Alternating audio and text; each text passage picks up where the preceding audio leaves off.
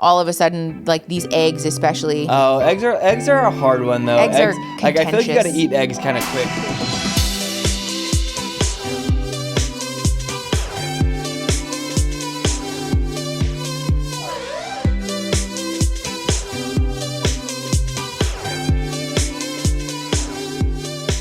Yeah, watch this ad. I've had that This is saved an for ad? weeks. Actually, just scroll down.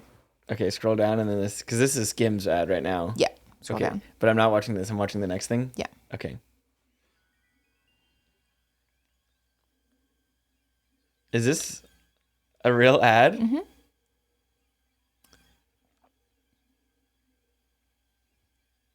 I don't even, Like, that's it. That's the whole ad. you know what is so crazy? You know what is so funny about that ad?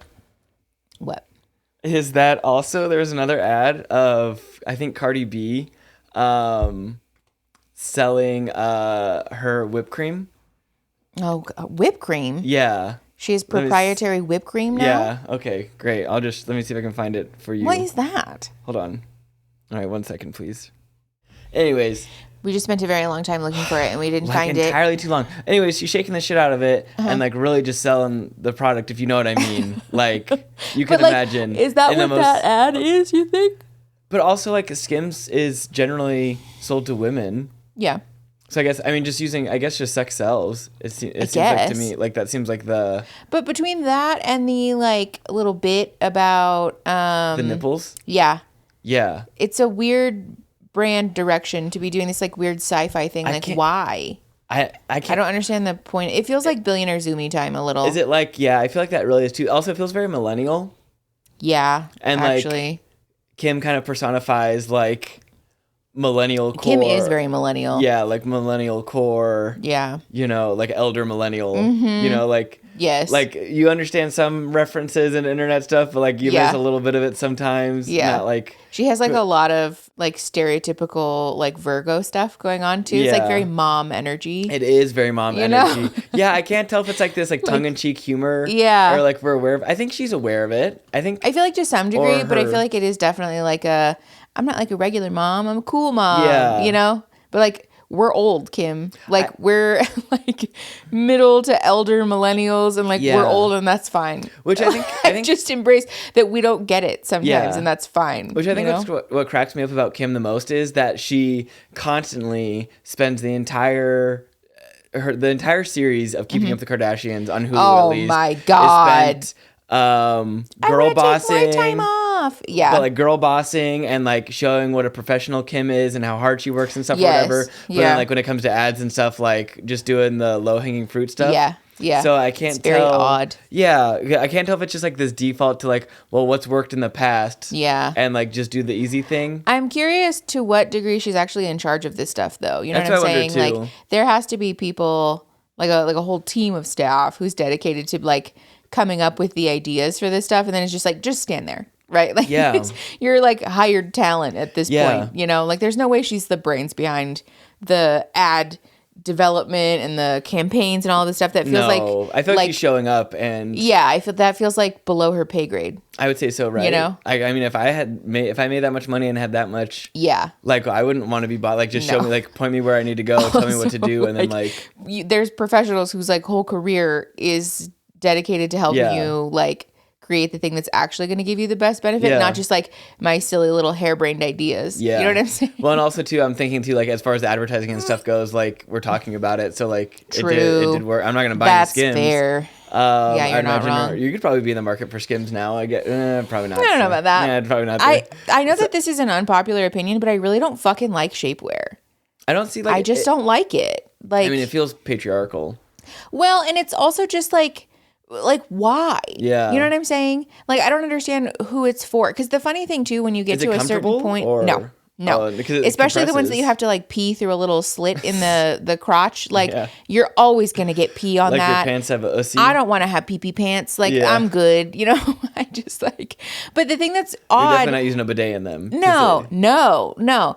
At like a certain point, as a plus sized person, it starts to feel a little bit silly because like who am I fooling? Like, it's like I'm the bathing. fat. It's like the bathing suit thing. Yeah, like I'm people, fat. Yeah. You know what I'm saying? I'm not like, oh, there's just a little tiny bit of tummy pooch, or like, you know, I'm insecure about like this little bit of cellulite or something. Like, from this angle, from that angle, upside down, right side up, I am a fat person. Yeah. And like smoothing out a few of my lumps and bumps is really not going to make a difference. Because also a person that thought you were fat before is still going to think you're fat now. Well, and a person who would like think negatively because I'm fat, you know, like me having slightly less visible cellulite on my thighs or butt is not going to make someone like me more, nor would I want it to. I'm not knocking people who wear shapewear. No, I know that like, especially it is like a confidence thing for some people, and that's fine. But I feel like it could be kind of comfy. I feel like it kind of I guess. No. I've never worn shapewear that's like spandex, which is which is different. The thing is that there's like different gradations of shapewear. Like some of it is more like, you know, then we have like more serious stuff. Yeah, and then there's stuff like Spanx, obviously, that you're like hoisting that, which is like really uncomfortable. Like a pillowcase. Yeah, but I've never really had a desire to wear it. I don't know. My mom put me in shapewear when I was a kid. Really? Oh yeah, for like my 8th grade graduation. Oh really? Yeah, and for middle school dances and stuff. That sounds kind of familiar. Yeah. She would tell me to wear Spanx. She bought me Spanx. Oh really? Yeah.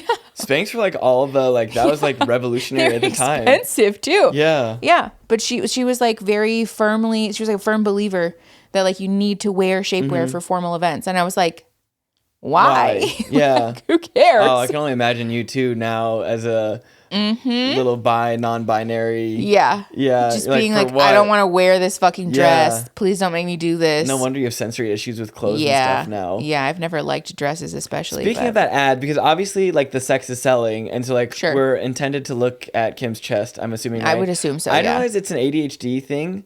To look, we saw that video, that TikTok of someone having an eye movement follower while they were playing Baldur's, and you just watch as the dialogue and their eyes just go slowly because they had of course it was modded, and so they had I think it was Gail, Gail in like in some little teeny tiny the little outfit I've ever seen, incredible of course, but you just see their eye slowly traveling, and I have like so much because I won't even lie, just like regardless if it's a like if it's the dudes or the chicks in the game, like the whatever gender, like I always like their chest. Yes, I'm locked in their chest. It's hard not to. Yeah, I didn't realize that was an ADHD thing either, but I think it's also to a degree like avoiding eye contact. I know. I have such a hard time. I struggle with that too because there's so many different layers to it. Because like sometimes men don't communicate while looking at each other. Yes. But then like sometimes also too like it's just nice to not have to like make eye contact because sometimes when I can be like really intense about it because I'm like, fair. Oh, I'm seeing into your soul. Yes. Yeah. Did your parents do the thing when they told you, or did they tell you like as a kid that like making eye contact with somebody is like the respectful thing to do, and so if you don't make eye contact with them, you're being disrespectful? Yeah, that sounds like something that was probably instilled upon me. Yeah, that sounds pretty. So I would have that issue too, where I would be like, I'm being so respectful to you.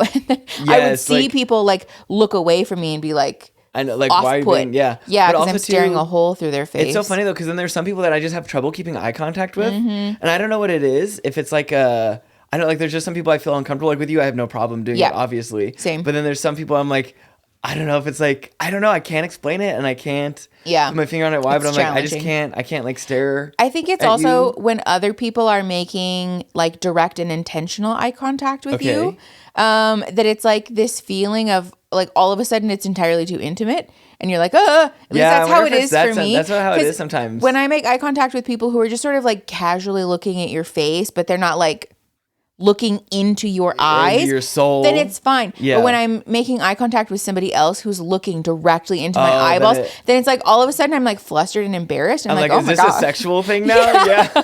Why is this? I feel very perceived. What is this? And I'm unsure about your intentions here. It's like very uncomfortable. I have that feeling with, like, regardless of gender or identity, like I have that, like there's just, because I've had it happen to all kinds of different people, and I'm like, I don't know what it is. I can't. Maybe it is. Is it a tension thing? It might be a sexual tension thing, but I think it's also sometimes for me it's like a fear about being like challenging. Like I'm afraid that people perceive me as being defiant when I do it. Like this has shown up for me in professional contexts, especially like when talking with other clinicians or like especially people who are like higher up than you. Okay. If I make eye contact that's like too intense with those people and we do the thing, then I'm like, oh no, oh God, I'm not trying to challenge you. I'm not trying to be defiant. Like, that's so you though. Yeah. That is you being challenging. You can't even help it. You can't even turn it off. I've gotten that feedback a lot in my life that I'm like intimidating, and I don't understand where that comes from or why people say that, because I don't feel that way at all. I always wonder that too, or like, But then too, you'd think that's the case and people wouldn't fucking tell us their life stories when we're waiting in line. Yeah, clearly I'm not that intimidating. Checkout. Because people just trauma dump their stuff on me without warning. I did see something about trauma dumping and did you see that too? Yeah. Do you have any thoughts on that? Okay, so we started a channel in the Discord server called Podcast Listener Mail. So we'll take your listener mail right now. Shout out to those of you who have put stuff in there. Yes. Also, hi, you're listening to We Should Unpack This. I'm Mickey and that's Erin. We never introduced ourselves. Yeah.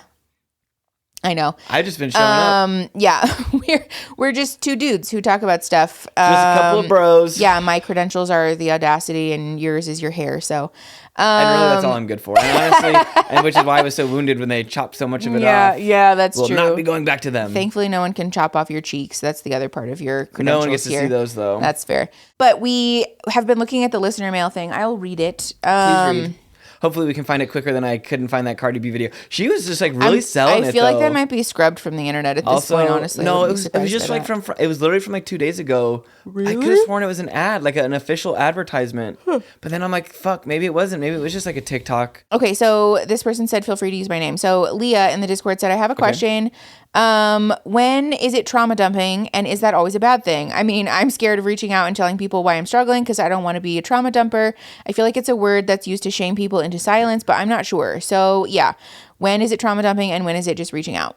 Okay. I feel like this is a super good question. Yeah, and it's kind of nuanced too. I think there's definitely some gray area here, and like also too, I think it's very much because we've talked about this too. Like I think it's the context with which it's presented. Yep. Because also I think there's layers to it too. Correct. Like mild stuff is like not as bad as like, oh, when I was a child, my parents sharing like a or like, deeper graphic.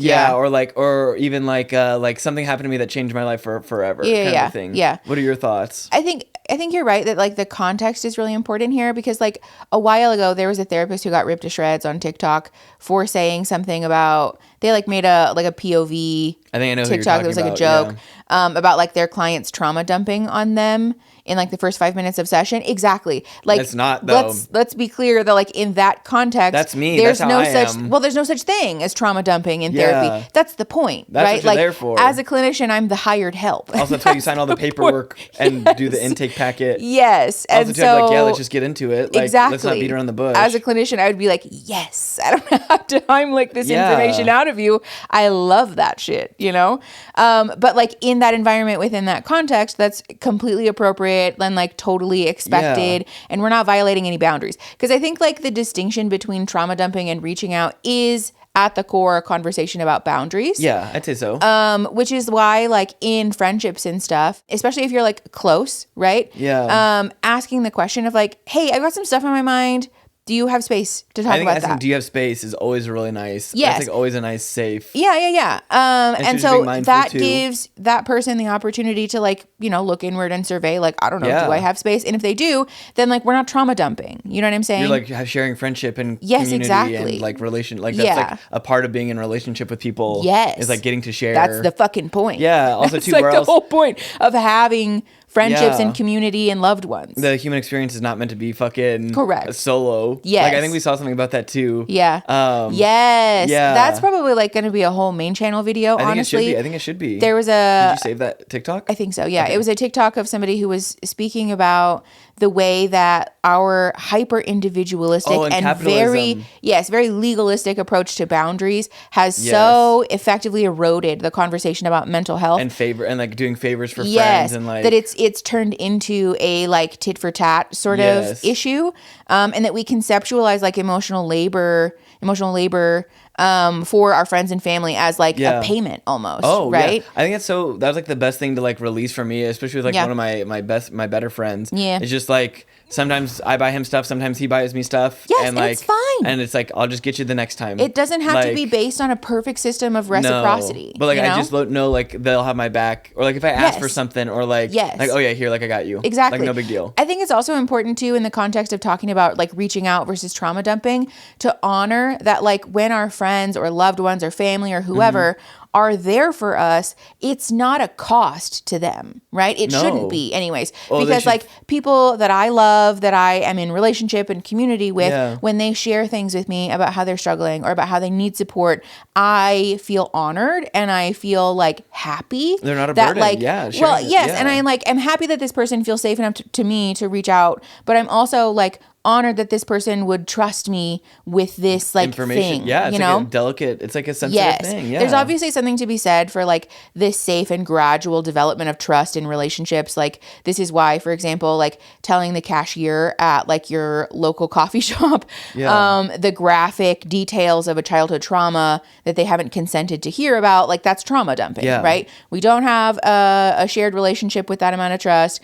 The context is not correct. You're kind of stuck. You can't like fucking like nope out. People in the service industry are hired or captive audiences, and so they're like being hired to be there for you, but like to provide a different service, but like, right? Yeah, not to like be your therapist. Yes, yeah. And so like that's trauma dumping, you know, like, and that's the thing that happens also to me a lot is that I'll be standing in line at TJ Maxx and someone just walks up to me and tells me about a terrible thing that happened to them during the daytime, and I'm like, hi, what's your name? Like I don't know. Like that's inappropriate. Like that. You know, that's different and that's not appropriate. But I think it's also like important to contextualize that in this society that like people don't feel safe to talk about stuff. So that's it does happen where it just like comes out sometimes because they don't have an outlet for that. Also, people talk about that all the time too, how much easier it is to talk to a complete stranger sometimes. Yes. And like to some degree I get that too, but also like like don't be just like mowing over people's boundaries. No, exactly. I think too, the other thing about trauma dumping too, I think that also is important too, at least for me, that comes up with it, is this like, I think we won't name names, but like we have people who like to not have contact with you for a while. Yeah. And then all of a sudden you'll get a wall of text about just like the most fucking out of left field, no warning, no like, check-in. You don't even get a chance to like, you're just like, oh my God. And it's like, also like very obviously and blatantly one-sided, right? Yes. There's never an interest in like how my life is going or how are you doing or hey, what's up? Or, you know, it's the same thing that like, it's like when, we call it drive-buying, but but like, you know, if you're like an electrician that like, somebody never talks to you, never reaches out to you. You haven't hung out with this person in months, weeks, or years, but they're like, hey, bestie, I just got a new house and I need the electric work done. I was thinking you could do it for free. And like, no, that's so rude. Yeah. You know, like that's sort of the frustrating part about it is that we talk about using you for your labor. Yes, like exactly. That, and like that's a different context because not everyone needs to be a therapist. Like no, them, but no, I don't think relationships should be based on like this perfect system of reciprocity. But I think on the flip side, it's also a problem when there's no amount of like exchange between these people. You know, that's like really important context when we talk about like, is it trauma dumping or are you just sharing with your friend? Yeah, you know, I think too, especially as far as building relationships and stuff too. I feel like sharing things that have happened to you too is like normal. Yeah. Especially like early on in relationships and stuff too. Because also too, I know like trauma bonding and all that stuff is like very much a thing too, but also like that, like. Or like bonding over trauma, you mean? Yeah. Oh, I guess I forget those are always two different things. Yeah. But I think that can be a great way to like help kind of solidify, especially if you have like common ground or like situation. I think it's just a nice thing. Yeah. It's also good to know. Yeah. Right. Like if I have a particular sensitivity around a certain thing, like it's different. I think that's the other thing about this that's important to honor too, is that like it's perfectly human and normal and healthy and okay to let somebody know that like, oh yeah, you know, like I'm sensitive to like for me, I'm sensitive about gore, right? Totally fair. Blood and guts. And so like in the early phase of getting to know someone, if they're like, hey, do you want to go watch a horror movie or like have a horror movie night? Fucking no. Exactly. And like I am comfortable to be like, yeah, no, I have some like trauma stuff around that. It's like sort of squeaky. We'll just like watch a different type of movie, you know? It's not trauma dumping. As we develop a greater sense of closeness and safety and trust, and I know that this person is like okay with me disclosing that, then we can have a greater conversation about like why I'm squeaky about that stuff, what that trauma is specifically, you know. But it's about trust and like context. Exactly. I think that's like the distilled answer. Especially too with like your friends and stuff. I feel like there should be no like they shouldn't feel guilty about saying no if they don't have space for it. Oh, absolutely. And also I don't think the other person should feel guilty for asking for absolutely the space. Not. Yeah. I think it's just kind of like not everyone is always in a space to or spot, and like sometimes some people are. And also that doesn't mean that they never want to hear from you. Yes. You know? I know. I have to remind myself that too. Like, oh my God, now forever for like, never talk about this don't talk about that ever again. And like, that's not the case. Just like, like genuinely. Exactly. You know. They might just have some stuff going on right now. Yeah. That or like busy they're not available. Yeah. Or like, I always try to remind myself too, like other people have lives outside of the texting like very and stuff. full and like, complex. Yeah. Like let that, like not, maybe they don't want to, they just don't have the space or time right now to take the time to like read through and like be there for you in the way that they would want. And so like that's also part of why they might be saying if somebody no. asks me if they can like process like a really deep emotional thing with me on Fridays after I get done with streaming, the answer is no. Right? Yeah, exactly. Spoons. Yeah. But that doesn't mean I don't want to hear about it. I'll probably just ask you about it on Saturday or Sunday instead. Exactly. You know? So I hope that helps. I hope that kind of. I really enjoy the listener mail thing. If you guys want us to answer your questions or to just chit chat with you about a thing that you have musings on, put them in that channel. That's what we're here for. Also, to be clear, you get access to the Discord server when you're a patron. Mm-hmm. So the link for that is in the description. And it's the lowest tier too, so you don't have to worry about it. You can join at any tier. Yep. Okay, do you want to talk about our ADHD? I think we ought to. I think we should. We are going to structure this episode sort of similarly to how we talked about anxiety. Mm-hmm. I'll link that episode in the eye up here. But we talked before about how we both have chronic anxiety, but it shows up for us in vastly different ways. And so the way that we deal with it is very different. So we're doing that today for ADHD and like neurodivergency. It's sort of difficult for me to tease out between like autism and ADHD for me. Yeah. I don't think that you're autistic. Do you think that you're autistic? I don't think I'm autistic. Am I autistic? The internet loves to tell people when they're autistic. That's true. Let me know if I'm autistic in the comments. That's true.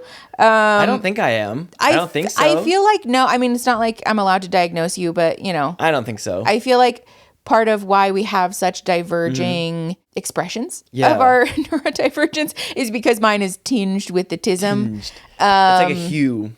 Yeah, so that's also what color would your tism be? Part of this conversation. My like knee-jerk reaction is to say like purple or pink. I mean, it just makes sense because obviously. Yeah. Because obviously. Yeah. Okay, so do we want to talk about our ADHD symptoms? I have first? the perfect picture. I love describing things in pictures and analogies and metaphors. Mine is like the biggest fucking Wheel of Fortune wheel. Okay. But on the wheel, instead of money, it's tasks. Oh, no. And so as you spin that shit, the little clicker thing, though, that's my brain. I'm like, oh, fuck, I gotta do that. Fuck, I gotta do that. Fuck, I gotta do that. And it's just like constantly. Really overwhelming. The wheel doesn't stop. Yeah. It just keeps going and going. Making the little ticking noise. Until I get all those things checked. And then after I get them all check marked, then they all clear and they swap over. I'm picturing the sound. You know, the checkerboard. Airplane boards? Yes. Yeah. Yes. Love so those. satisfying. The best noise. God, it's so good. I'm about to put one in here just because it's so satisfying. It's really good. Like the old timey airport. Oh, shit. They have one at one of our sandwich places that we go to. And it is just so good. It's the best noise. God, it's so good. But yeah, that's what mine feels like. I feel like yours is pretty heavily hyperactivity. Most deaf. And a little bit of executive dysfunction. With like the tasks thing. Sometimes. Where like. I either have one of two speeds where I'm either like. Yes. Well, I think also too, that's helpful to clarify probably off the dome, which is that executive dysfunction is like an umbrella term. Okay. Right? So we all have different levels of proficiency with all of our executive functioning skills underneath that umbrella. Okay. Some of which include things like task switching, task initiation. That's like task paralysis. Task organization, but also like working memory and like mental working space, short-term memory, long-term memory. There's a bunch of stuff underneath this umbrella, right? And that's why ADHD is difficult to diagnose in folks who are not cis men or like historically less diagnosed is because those symptoms look very different, right? Yes. And so like hyperactivity, for example, is really commonly clocked in young children, and people who are most likely to exhibit hyperactivity are young cisgender boys. So they got the highest rate of diagnosis for a really long time. But we're like discovering now. That's why there's so many people who are not cis men and are being diagnosed with ADHD late in life. Because we're like, hold on a minute. There's so many other things people can here. have this too. Yes. So when I say executive dysfunction, yours in my brain is especially like the task organization thing. Okay. Where I feel like it's almost like that SpongeBob gif where he's like doing all of the things where he's like vacuuming and like patting the rugs. Yes. That's like your brain. Yes. But also you're trying to do everything all at the same time. The greatest discovery of the 21st century for me has been that if I cannot picture, also I was learning, or I read that apparently there's 1% of people who can't picture stuff in their head. Yes. Yeah, and just then, completely lack internal visuals. And then but then it was like 3% of the population of the study size that they chose was able to picture stuff so vividly that they had trouble discerning whether it was reality or in their mind. Yeah. Like for real though, like that's wild. With the oh my God, we have our 2 Hawaiian shirts. I need to get them dry cleaned so badly. They've been sitting. They have needed to get dry cleaned since like. We have these 2022. like really fancy, they're so little nice. They're like really handmade. They're not actually Tommy Bahama, but they're very Tommy Bahama sort of vibes. They're very fun. Handmade. They're very nice little very garments. Cool. We're gonna wear them one day, but we have to get them dry cleaned. I bet I was just about to say your tits were gonna look great in them, but they are. But also I was like, that's something I'm gonna keep it in. That's fine. But like I think you are gonna look really good. Lack in it now. of boobies is gonna look great. It's gonna look really good on you. But anyways, they need to get dry cleaned. I have them in a folder. I know, and then I moved it. I moved not a folder. I have them like sitting down somewhere in a thing. And we were just sitting watching TV, and it's like 1:00 in the morning. Yeah. And I'm sitting there like this, and I just stood up, and I was like, "Oh my God, our Hawaiian shirts have been to the dry cleaner for months." He's like, I took them to the dry cleaner and I never picked them up. And I was like, what the fuck, man? And I was like, they've been there for months. Those like, shirts are so expensive. You lost them. I was so upset. Out of like a dead, like I was like a fucking zombie like coming up from a fucking, from a grave. You literally stood up. Yeah, and I like, ran into the fucking, I was like, what are you doing? I was like, where are they? And I was like, oh, thank God. Yeah, you went into your office and you're like, nope, they're sitting right here. And I went back and sat down. But you have like that issue sometimes where it's almost like you have these memories that are not real memories, but you have a very vivid internal. Oh, so much so. So then, like, to loop us back around, if we're gonna do a project or something, like doing this wall, like I can't, like, you had if a really Mickey, hard time with it. But it's been such a great relationship, like strengthening and bonding. I think so too. To just be like, I trust you. If you can see it, that's cool because I can't see it. Yeah. And if I can't see a task or like how a project is supposed to turn out, I'm like, I'm not gonna do it. We have this issue with like rearranging furniture, with like interior decor. We had this issue when we made our little mosaic table. We'll put a picture of that up because it turned out freaking great. When we did the backyard and the pavers. The pavers. Yep. Yeah. I was like, if I can't see it, like we had like 85 sketches of what this bitch was going to look like. Yeah. Because it's really important for you to have like a mental picture of what something looks like. If I can't see it, then like I don't know how people function. I need a plan. I need a picture. I need a picture book. Is that I feel like we're opposite in that way, where it's hard for you to visualize something unless I give you like an example or a sketch or a drawing or like a mock-up. Yeah. But in my mind, like I can imagine what something will look like anything. I need to have seen it. Like it's kind of like it's just like a logical following that I'll be like, oh, we should like decorate the wall. And then in my mind, there's a picture. No, it feels But this is part of the problem for me too, which is that sometimes when I'm looking for inspo pictures to show you, I can't find anything that's close enough to the thing that's in my brain. And I'm like bad at drawing. And so I'm like, I don't know how to show you. Like, I feel like in Free Rent when they're doing the flowers and they're like, you can't do the spell unless you've seen the flower before. Yes. And I'm like, fuck, I've never seen this flower. This is impossible. Like, I have to see it before I can do it. Like I can do so many things. Like we're very handy. We're a good team. So funny. But like, if I can't picture what it's supposed to be like, I'm like, don't even start it. Yeah. Yeah. So I think that's like one of the biggest. You do kind of get a little bit of paralysis about that. Yeah. I'm like, well, and also too, the thing of like, then the perfectionism kicks in. And I was like, I don't want to do something that looks shitty. Yes. Not going to be me. Yeah. You only want to do something if it's 100% chance of succeeding. Yes. No, I would not. I do not do well with gambling. Yeah, that's valid. I mean, we both do really poorly with failure, to be fair. Thanks. That's not an ADHD thing. I think that's just an us thing. That's our childhood trauma. That's so fun for us. We should get that. I feel like there should be like a nice little star that goes across the more you know. Like, childhood trauma. Literally. Oh yeah, like the SpongeBob. The imagination. Imagination. Yeah. But yeah, so I feel like our ADHD is like opposite and also complementary in some ways. I would certainly say so. You do the leaving the cups out. I do the putting the cups away. Yes. Yeah. Very much that. Well, and it's funny because I, like, as a child, had a really hard time with that, like organization and cleanliness. You cleaning your room and putting it all in the closet, putting it under your bunk bed. And that was a disagreement, like an argument that my mom would have. My mom and I would have like constantly. Oh, and you had it well into being a young adult. Oh, like, yeah, until I moved out for college, basically. Yeah, she would be so mad because my room would be, disorganized. Yeah. But the funny thing is that to me, it like made sense because it was messy and a lot of it was like, I'm playing with this thing. Yeah. And then I've dropped it and I've forgotten that it exists. And so it just sits there for 6 months, right? But like 6 months from now, if somebody says, hey, where is this like Barbie doll? I'm like, 1 second, I'll be right back. And I'll go grab it from where it is in this heap of toys. It reminds me of there's like a show or something. I don't know if this is made like Love, Death, and Robots or something, but there's like a junkyard and it's like, oh, you need something? I don't think it's exactly that, but you're like, but that's very much the vibe. It's just piles and organized piles chaos. Of yes. Yeah. But like everything is exactly, I don't think you've ever lost anything. I do lose stuff though. You do lose stuff. That is kind of part of the problem that I have too with my like your closet in your office is definitely and it's like a time machine. Like poor like object permanence thing. It's not actually object permanence to be clear because like we're grown-ups and we have a concrete sense of object permanence. We don't actually think things disappear.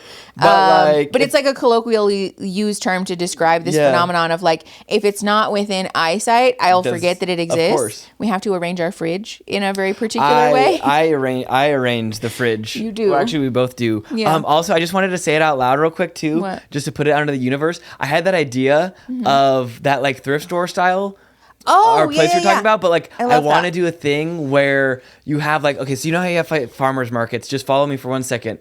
I'm picturing it. See, I can picture this. There's like a farmers market, but people can bring this is like the most neurodivergent ADHD thing ever, is you can bring your crafts and stuff that your hyperfixations that you've given up on. Yes. And then you can like a farmers market for like loss of interest in hyperfixation stuff. Yes. I think that'd be so cool. Like a buy-sell trade situation. Yeah, buy-sell trade. Yes. Yeah. But for hyperfixations, like all that jewelry making stuff. Yep. That was like jewelry. You sound like jewelry. You sound like someone that knows. What is that from? I think that's from 30 Rock or something. Yeah, I think so. Yeah. Anyways, but yeah, it's like a buy-sell trade, your hyperfixations. Yes. Because this is like very much the ADHD way, which is that you'll be hyperfixated on a project or a hobby or an interest and buy all of this equipment for it. Oh, so much. Sometimes the equipment just sits unopened, completely unused. Just brand spanking until it ends up having to be either donated or, given away or sold on Facebook Marketplace or whatever. But it would be so fun to have like a place for people to like. Oh my God. Are we describing a swap meet? Yeah. I'm fine with that. Yeah, but that's the thing though, when you rebrand it sounds so much cooler. But also, listen, Aaron and I have a really intense and strong feeling about creating third space because third space is like continually disappearing. And I feel like it would be really fun to have like a third space oriented business that like caters to neurodivergent and like but people also who aren't you wouldn't buy normies. You would just like spend money to have like a little pop-up area or something. It wouldn't be in the same way that like tabletop like tabletop game playing stores and stuff like that that you can like reserve a table to just go and play games with your friends, or you can just like walk in and be like, oh yeah, there's a table for you, like go ahead, you can like paint your minis or whatever, but like you could do that to like have book club with your friends or to like do some studying, or like I don't know, any number of other things that people want to do that you shouldn't have to pay for. Like I know that this is silly. I was talking to a friend of mine about this, that like the idea of like a community center, like what's in Stardew Valley. Oh, sounds so fun. So fun to me. I want it. And I want fuck off money. Junimos. We need fuck off money so that I can make a third space business that I don't really know how we would make money doing this. We'll have to figure that out. We will figure that out. But wouldn't that be so nice? I just want to have business be run for free. Yeah. I just want to make space for all, like Discord, but IRL. I love that. I feel like that would be really fun. Anyways, that's not related to our ADHD. Sorry. Not related. Thank you guys for hanging in there with us. Also, I love that I just basically talked myself into what is a swap meet. Yeah, I'm fine with that. Listen, there could be other stuff there. There can be other things there. It's not just a swap meet. It's a whole picture. It's a whole picture I have in my noodle. Yeah, it's a Anyways, swap home. Back to the ADHD. Anyways, our symptoms are sort of opposite and complementary in some ways because in the way that you struggle to organize tasks and like decide on things, I will struggle to actually start things. And to like finish things. Your task initiation is like real bad. Low. Yeah. Well, and this is why I said too that mine is sort of inextricable from the autism too. Yeah. Because that's like a pretty common issue. Yeah, for autistic people also, which is the like task switching thing. I struggle with transition a lot. That's like fair. Transitioning between activities. I feel like there has to be like there should be a lead up or like some kind of like a transition formal medium interspace like between alarm two should things. Go off or something. I can't just like go from one thing to another. That's nonsensical to me. It's so crazy to me too because it's not crazy, but like I just have such a hard time like. I think that was another thing too that like learning about you has helped out a lot because like to me that like just doesn't make sense. Like what do you mean like you get up and you switch and you just do it like... No, not at all. I don't understand the formality of it all. That's not my experience whatsoever. But also, I think it's so interesting that like... But then like sometimes you're like... When you're on a roll, you're like on it. Yes. Like yesterday, you had like 2 things planned. we had a really good day yesterday. And we did like 1,000 things. And by then I was like... Babe, you're tuckering me out. Like, what are you doing?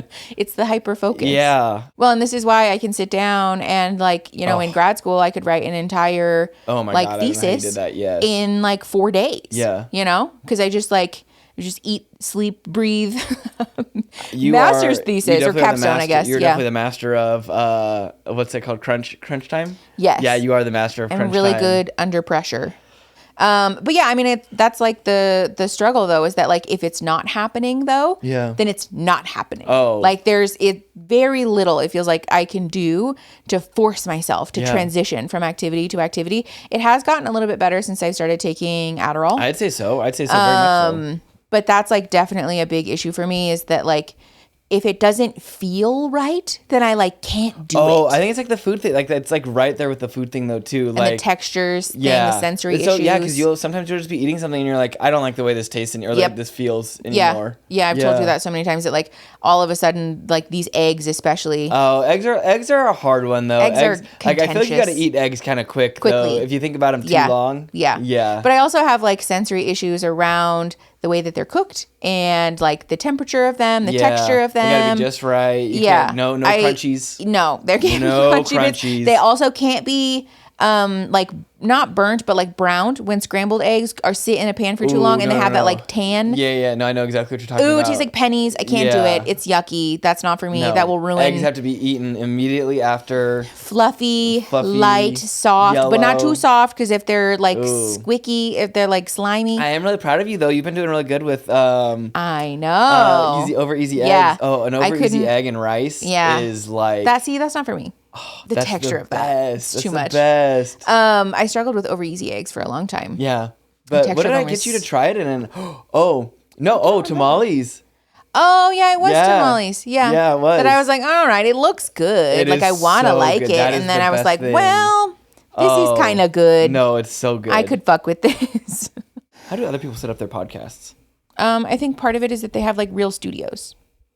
And also people whose job it is to organize their studio. How much money do you have to make on YouTube before you can hire? Earth-shattering fucking amount. Not the money that we're fucking making, I'll tell you that much right now. BS. Okay. Yeah.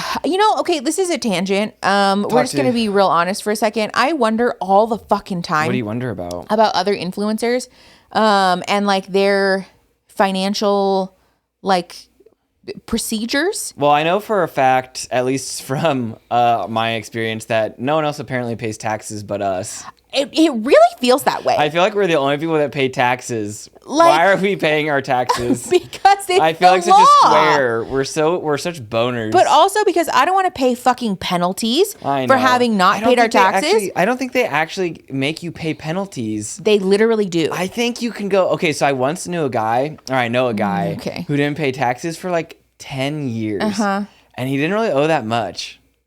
I'm going to continue to pay my taxes, sir. I'm just kidding. Do your civic duty and pay your taxes even though they don't give us fucking health care. I was going to say, don't get me wrong. fuck the fucking federal government and fuck the fucking IRS for real. But I am going to continue to pay my taxes because I don't want to have to pay penalties and I don't want to get in trouble. I can record. We should do a new angle actually where we'll get another camera like you've requested. And then we'll just do like a top down angle like this where we're just like we're like daydreaming, like we're like you guys are in the sky. My childhood dentist growing up, they had a sheet over the light, and it was a beautiful little sky. Little clouds, Maybe that's what we should get over that just to break up the fucking... I'm fine with that. Yeah, they have those in classrooms and stuff now too. They're pretty cute. What was I saying? Okay, yeah. But I'm just really curious about other people's, like, other influencers, specifically, like, their financial procedures. Yeah. Because, like, I'll be honest, we hire an accountant. I don't know what the fuck we're doing with, like, taxes and all of that. We pay them a lot of money. But, like, the amount of money that we make every month from, like, influencer stuff is nowhere close to the amount of money that actually ends up in our personal bank account. I know. What is that? Like people's expectations about our financial status is like, I don't know. I'm like, is our accountant wrong? Are they dumb? But also, if our is accountant this was like taking way more money than they were actually supposed to be?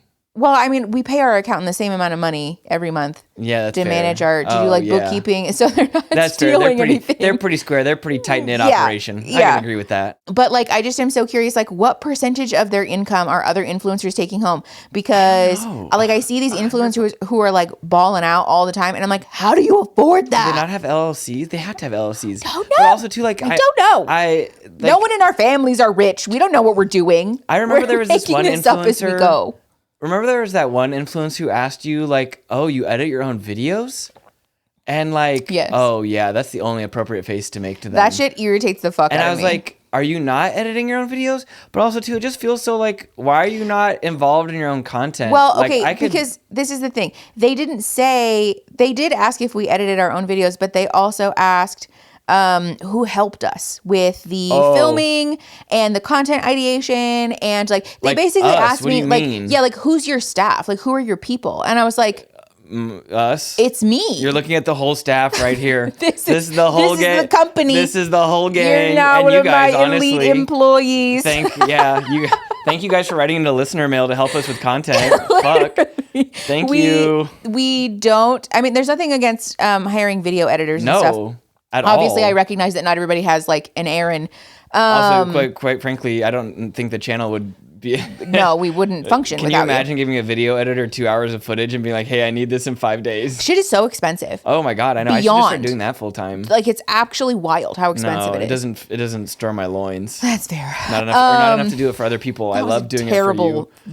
The stirring of the loins. It reminds me of pork loins, like stirring pork loins. No, that's not what people mean when they say that, my love. Pork loins, stirring your loins, because loin cloth.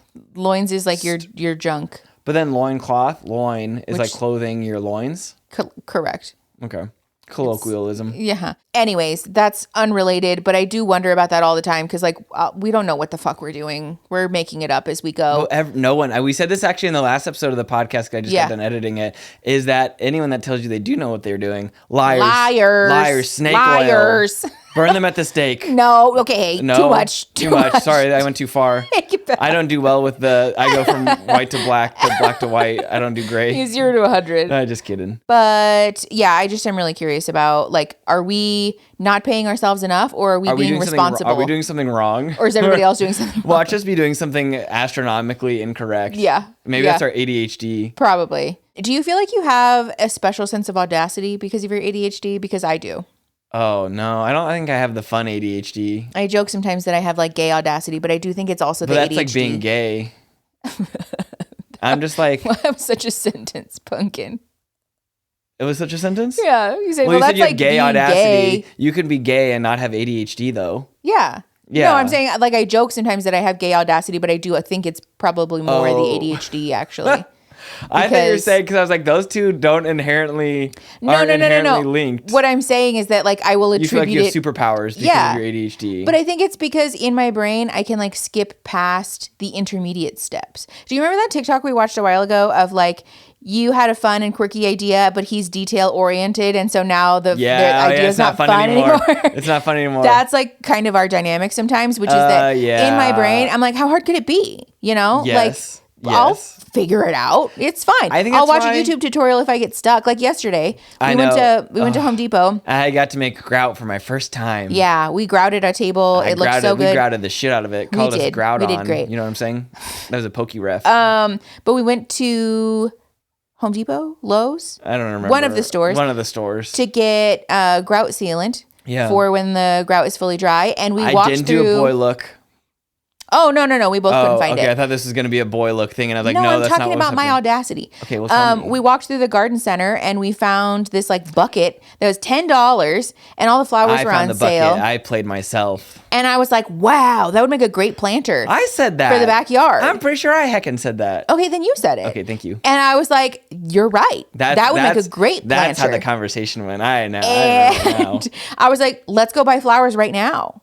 And you were like, no, because we have other stuff to do, and we have like the blah blah blah. Yesterday, you were running me like a little fucking but that's what I'm saying though. That like in my brain, I can skip the intermediate steps. Where I'm like, no, who fucking cares? No, right? No. Like, sure, I'll drill holes or just like stab it with some scissors or something so that there's drainage holes. At least do it with some tack. I'll fucking dump some dirt in there. I'll buy a thing of soil. I'm gonna buy a bunch of fucking flowers, and I'm just gonna fucking cram them. It has to be done right. It has to be done correctly. You can't just throw it together. Because it took me a solid 30 minutes, maybe, including asking you to drill holes in the bottom with a real drill, like a responsible adult. You did do it very quickly. You did good.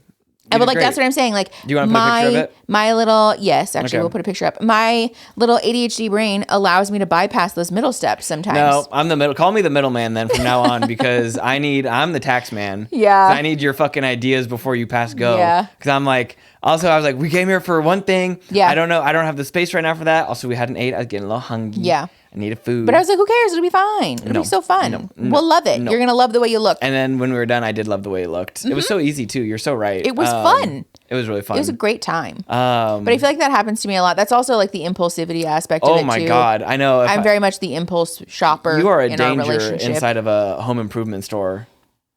Also, I just have a lot of good ideas. Also, I don't know if it's just the way our area is set up or whatever, but the home improvement stores around here are like so surprisingly, wonderfully like filled with queer people. I know. Yeah, and cute. The store, Such I know, cute. The store that we normally shop at has like such delightfully, like obviously, like visibly queer people. I want to work there. Who they write their pronouns and stuff on their little name tags, and like they're just very. I'm like, what are you doing here? Where's the big burly? I know. Burnt out. Well, and also like, how did this happen? Yeah, I don't know. Like, did this just so happen people where like a fair amount of queer folks applied to this store, or like did you all know each other before? No, because or like does this store have like a reputation for being queer, and so that's why all of you are applying? Can we chime in? Like, I just need to know, and also, can we be friends? Are your guys' home improvement stores filled with? Not all of ours are like that now. Let's be clear. No. But like. And but it's like some of the bigger chain ones. Is it inappropriate for me to be like, do you want to play D&D with me, and maybe we could be buddies? You don't have enough space. Are you gonna start another one? Why not? Damn. How hard could it be? Boys do it. DMing all over the place. I do really like DMing D&D. It's very fun.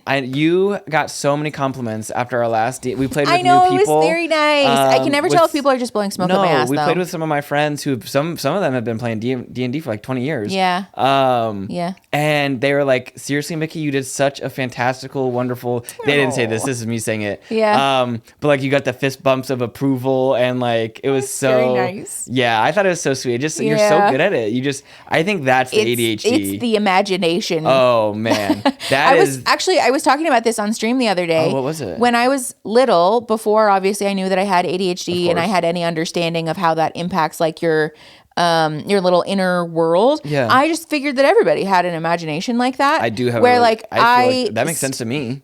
Still, even now as an adult, I will like soothe myself to sleep by playing through these like imaginary scenarios in like made up worlds and fun little fantastical little things. It's just like fun and interesting. Actually, no, because like when I do backstories for characters and stuff, like because my friend, he was like, "You already have a character made?" Because we finished a one shot and then we're like rolling into the campaign, and I was like, "Oh yeah, if you ask me right now, like I've got like 3 or 4 in the back burner right now." If you put a gun to my head and you're like, "You need to make a full fleshed out character in 30 minutes," I'm like, "Oh, bet you can just remove that. I'll have it done. Like we're good. Absolutely. You don't need that." It just makes, I don't know if it's from consuming. Also, you read a lot as a kid. Yes. But what did you didn't read a lot of like fantasy and sci-fi and stuff as a kid. Oh, did you? Yeah. Yeah, I read a fair amount of it. I read all the Harry Potter books when I was little. Yeah, and then that Twilight. I did read Twilight. I also read this series. I can't remember what it's called, but I know that one of the books was called like Pretties or something. Oh, it was Uglies. Yeah. I remember the pictures of the books. The girl had red hair on the front. Yeah. It was this like sci-fi series about like plastic surgery that in hindsight was probably kind of damaging to my self-esteem, but it was a cool premise. Yeah. I liked it. Then I read like the Chronicles of Narnia. Yeah. I read a fair amount of, what is the other one? I tried Chronicles of Narnia. It's just... The other one in comparison to Chronicles of Narnia, or like... it was a like timekeeper clock something or other. It was like tangentially related to that, I remember. Didn't they make a Disney movie out of that or something? Or I don't remember. Like something like... Because I did like a lot of Artemis Fowl. Yeah. And I did like The Inheritance, like Aragon and that stuff. It sucks. The movie sucks. We still got robbed of that movie so fucking bad. That's really sad. Them. Seriously. Fuck them so much. I'm sorry. I think, oh my God, if my brain is correct, I remember that movie came out in like 2006 or 2008. I feel like it was 2006. Yeah. If I'm just correct on that, like that is the craziest. I mean, good for you. Deep-seated memory. I don't even know. Recall. But yeah, that and I'm trying to think. Gate time. Shit, if I know. Like that's like ringing such a bell. It's like picking my brain. Yeah. Oh, it feels good though, but I don't think I'm gonna be able to figure it out. Sorry. No, it's all good. But yeah, I also did you read Oh no, I just left my... the Hunger Games. Did you read that? No, I never read I didn't really do the YA stuff. Because I did Aragon, and that is like YA, but like... Yeah, but I feel like you did a lot more of the classic stuff. Like you watched Star Wars, and you were interested in like Lord of the Rings. Oh, loved. And all of the stuff that's like more classically associated with D&D. Yeah. Whereas I was reading the stuff that was more targeted towards like girls and femmes, you know? That's totally true. But I never really got into that. Because also too, I had an older brother, or have an older brother. I don't know why I said had. He is still with us. I just meant like growing up, I had an older brother who would do like a lot of the like traditional, like more closely associated with D&D when we were in high school. I remember. Well, yeah, and I at the time was like nerds. I at the time said the same thing. I was so we were fixated hating with asses. trying to like be cool and whatever. Meanwhile, playing World of Warcraft, being like, yeah, look at those losers playing fucking tabletop games. Like, no, as bitch. if it's not exactly the same, and also as if that's not why we have video games now. Yes. Hello. No, or why we But yeah, I didn't really realize that like that's sometimes a product of neurodivergency. Oh, really? That ability to like have this very deep and complex inner world where you have like this like very active imagination, and like sometimes it turns into like maladaptive daydreaming, which is obviously like a problem. Oh, I love doing that. Well, maladaptive meaning that like you can't stop, that you're like trapped. Oh, it's a whole thing. I'm not an expert in maladaptive daydreaming, to be clear. Never mind. I don't do that. I don't get stuck. But yeah, that is sometimes a product of neurodivergency. Is that like very deep and rich creativity? Do you think I bet a lot of authors, do you think? Oh yeah, no, absolutely, most definitely. I feel like that would make sense. Yeah, I wish we could go back in time and see what people would have been diagnosed with nowadays. Oh, I know. I wonder that all the time. Used to be having all kinds of fucking shit. Yes, they wouldn't even know it. They wouldn't even know it. So, I feel like we should talk before we finish out the episode about how we address our issues, like our ADHD. Okay. Just kidding. Physical Just exercise. that? My therapist said you're not supposed to, or like, it's okay sometimes to match intensity with intensity. Sure. But also it's not really great for cycle break or like, Oh, down. yeah. No, that's fair. You're not wrong. But also too, they gave me homework for doing breathing exercises. And as soon as someone gives me homework, I'm like, I'm not breathing till next session. Like out of protest, I'm literally not going to breathe now until I see you next time, just to show you that I didn't do it. Yeah, that's the pathological demand avoidance. That's also very common for neurodivergency. Yeah, obviously I'm going to keep breathing, clearly. Yes, I'm still here. It's a joke. And that was 2 days ago, so like I would not be looking like this if I was not breathing. No, but yeah, that is a common thing that happens where like we will refuse, or like somebody giving us a suggestion, even if it's like, oh, I think you'd really like this TV show. It feels like a demand now. Don't and you so dare. Don't now you I don't dare. want it. Now I don't want to do it. Nope. Actually, I don't like it. Too many people anymore. tell me to watch a show. No, I'm definitely not watching it now. Yes, exactly. Only okay, so running helps you. What do you realistically like? I think being creative. Yeah. Creative outlets. Yeah, but also sometimes that can also backfire. Yes, definitely. Definitely can. I mean, obviously, like I've talked about this before, but I recently was medicated for my ADHD for the first time in my life, and that's been fucking life changing. I know. I feel bad having to ask you like Hunky, did you take your medis yet? I know. Well, the funny thing is that I will do this thing to myself sometimes where oh my God, I have the worst imposter syndrome where I'm like, oh, you're probably a liar, actually. Oh, you don't have ADHD. And so what you should do, don't take your meds today. That's okay. Don't take your meds and then watch. I bet it's going to go great and you'll be fine. You don't even need them. And then I'm like surprised Pikachu when my whole day is a fucking disaster. And like, because you didn't take your fucking meds. Like, yes, you do have ADHD. Like, quit it. There's nothing wrong with that. They're so helpful. Just take your fucking meds. They're good for you. Oh gosh, I wish we could have given those. I wonder what Mickey in college would have done. I probably would have had a lot fewer mental breakdowns. I would say so. If I had to guess. I would say so. I think it really helps. I feel like I also wouldn't have been destitute most of the time. Yeah. Having a little bit more control over the impulsivity probably would have helped my financial situation quite a bit. Your focus is just unmatched. It's unparalleled now. Like you joked with me before because obviously in the before times. Which before times? I feel like we've had several before times. Before COVID was a concern. Okay. We enjoyed taking vacation here and there. And you joked with me that like if you offhandedly mentioned like, this city looked cool. Or I saw this restaurant in a city that in 48 hours I'll have like potential flights and a hotel and like also a really cool hotel. Not just like a Marriott or like something unique and interesting and like locally owned with a cool history. You'd be a good travel agent, no doubt. I think so too. I would be a good party planner. I would be a good travel agent. I love shit like that. Yeah. Like I can put that shit together so quickly and it's like very fulfilling. Speaking of, we got some of the craziest advice is looking up travel recommendations from the library. Yes. Because someone was saying that people are like giving people discounts on their food for 5-star reviews on Google. Wild. Don't do that, places. Yes. That's false advertising. That's also not cool. rude. We always say 5 stars is sus. 4 stars with probably actually good. Also too, if I see some reviews and they're like, oh, the food taste is like too spicy, something too or too something. I'm like, this is the place we want to be. Like, this is exactly where we want to be. Absolutely. Yeah, that's like such a cool. Yeah. I never would have thought of that. Yeah, me They either. did say you do have to double check to make sure they're still open. Yeah, and that like the books are somewhat recent. But yeah, a friend of ours was talking about how they will go to the library before a vacation and just check out travel books and look through the recommendations, which is so smart. I was like, and also, please support your local libraries. I know, like really they're such a valuable and important local community resource. Yeah. And if you have a library card, by the way, oftentimes you can get access to either free or reduced cost passes to the zoo, to the local museum, the art museum, the local children's museum. Also, don't they have audiobooks too? Yes. There are audiobooks. There's an app called Libby that you can use your library card to check out audiobooks. There's like so many cool programs that like you can use to go on low cost or free activities with your family, with your kids. And there's like so many cool opportunities. Like it's a really important thing. Please support your libraries because they do a lot, actually. It is one of the few like remaining third spaces actually that's like genuinely free. Yeah. Because it's like, you just make a library card. It doesn't cost you anything. Isn't that great? We need to go to that one. I have a library card. You should get a library card. Doesn't your voter registration card count? No.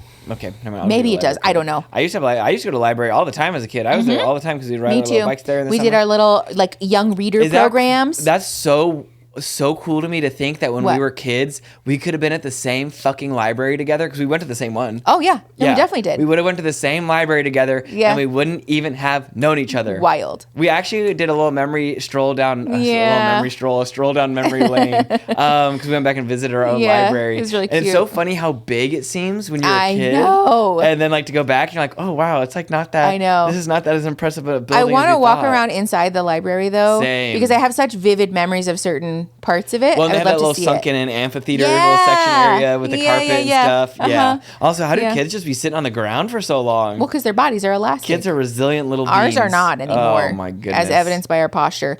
Okay. Evidenced by our posture. Any closing remarks about things that have helped our ADHD before we wrap up? Also, being okay with drinking multiple drinks at the same time. Yes. Yeah. Yep. I feel like for me, creating structure around the times that I'm making space for my brain to wild out has made a big difference. Obviously, there's like something to be said for like a productivity aspect because like I have to be productive in order to like pay my bills. Yeah, unfortunately. And so like timers, body doubling, having body doubling is so cool. Yes. Having like concurrent timed activities. Yes. Like, like if I'm going to eat like a bowl of frozen ramen, that goes in the microwave for 4 minutes, right? I know for me that 4 minutes is roughly the amount of time that I'll need to change my clothes and like wash my face and like, cute. I like love that. Yes. transition into nighttime, right? So like those concurrently timed activities means that I'm less likely to get lost, right? Where I like go into the room and then now I'm looking at this and I'm going over here to do that and then I need to close the blinds and then I'm lost, right? So like concurrent timers, I do this with work a lot where like I'll set a load of laundry in the dryer for 40 minutes. And so I'm working on work for 40 minutes. And then when I hear the thing, break time, your brain is going to go all over and do whatever. Almost like a restraint collapse kind of thing. And just like to let it be. And then, like, if I need to, obviously, I'll focus back in. I think also limiting how many devices I have within reach, within arm's length, helps out a lot. Limiting screen time. It's very important. Yeah, I think we really just do better. Because I know we say screen time too, but like I don't count the TV quite so much because normally you're more so. But like being at the computer, having like 85 tabs open, looking at my phone, playing a game on my phone, having like... It's the infinite possibilities aspect of screens that's a problem. So TV is like less of an issue because it's like watching one thing. But on your phone where you have like a YouTube video playing while you're also playing a game and, you know, responding to text messages and then Googling something that I forgot to do, like... Our brains aren't built for it. It's very overstimulating and overwhelming. But also such a high. Yeah, but it's like depends. You reach a point of like diminishing returns. At least for me, quickly. I do, where then I'm like, and we're in total collapse. Yes, that's how I felt like dating initially. The first time, you're like, wow, texting 5 people at the same time is so fun. Yeah. And after a week of that, you're like, oh my God, please leave me the fuck alone. It's so overwhelming. Yes. Yeah. Yes. Yeah. Also being honest about that too. Like when I have that issue of like being overwhelmed. Yeah. And like just telling my friends, like I've started making a habit too of like, there's one particular person in my life that I do this with more often. That I'll be like, hey, I saw your voice memo. I haven't listened to it yet because like I'm overwhelmed or like I have a lot going on. But that's like, I just wanted to check in with you and like tell you that I was thinking about you and like, you know, I'll like double back. I'll talk to you in a few hours kind of a thing. It's so nice to just give that other person the peace of mind too. You're like just being transparent. You're being upfront. Like it's not you. It's not me. No, I'm not upset. And I'm not ignoring you. Just like this is, I see you. Yes. My brain is just ruining my life. Exactly. You know? So I'm doing my best. Yes. But yeah, having that transparency I think helps a lot because it also relieves that feeling of guilt. Yes. Where like when you do the thing where you're like, I suck. I'm so shitty and I'm so mean for not responding to this. And then it fuels you like to be away from like responding to that text message or email or whatever for even longer. It, like clouds your, or like, it like becomes a thing where you're like so focused on it. Yes. You're so just like being honest about it sort of releases the pressure, I think. I love that. That was such a good one. Thank you. I love all of that. Honestly, I love the words you were saying. I love the actions you were moving with. The actions I was moving with. I love those actions you were moving with. Perfect. I think that's a nice place to wrap up for today. I can't see the timer or anything, so I'm hoping we're good. Yeah. If you guys have thoughts or your own techniques what helps you guys? Talk to us about your neurodivergency or your ADHD. And what does that look like for you? And then how do you like work around that for yourself if you want to, obviously. Also, I think every week or every day we do body doubling in the there's body doubling in the Discord. So please, if that's something that helps you out, please go check it out. Yes. It's so nice. They're very litigious about it too. Yeah. Litigious? Litigious is like when legal. You sue people. They're very specific? Like a library. They're good about it. Oh, yeah. They're like religious about it. They're like it's religious. Regimented.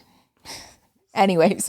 But what was I going to say? I'm sorry. Oh, no, I've seen people ask questions about like how the body doubling works in the Discord server. And to be clear, by the way, usually how it works is that people have a timer running they usually do Pomodoro timers, but you have like 35 minutes of work or 45 minutes of work and then 5 minutes of break time or 10 minutes of break time.